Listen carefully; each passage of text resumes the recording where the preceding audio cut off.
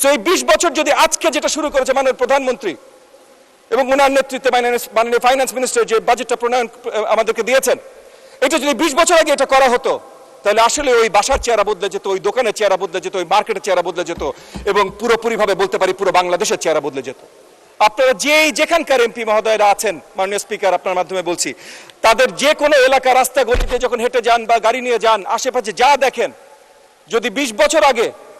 এই এডুকেশন ব্যবস্থায় এত কড়া নজর দেওয়া হতো তাহলে আজকে ওই যা দেখেন তার থেকে আর উন্নত মানের দেখতেন। যেই দোকান দেখেন আরো বেটার দোকান দেখতেন, যেই অফিস দেখেন আরো বেটার অফিস দেখতেন, যে বাসা দেখেন আরো বেটার বাসা দেখতেন, যে স্কুল কলেজ দেখেন আরো বেটার স্কুল কলেজ দেখতেন।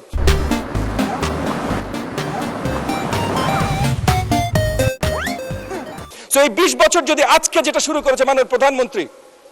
এবং ওনার নেতৃত্বে মাননীয় ফাইন্যান্স মিনিস্টার যে বাজেটটা প্রণয়ন আমাদেরকে দিয়েছেন, এটা যদি 20 বছর আগে এটা করা হতো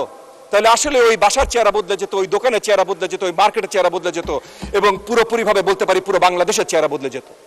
তো আগামীতে বাংলাদেশের চেহারা আমরা এইভাবেই বদলাতে চাই। আপনারা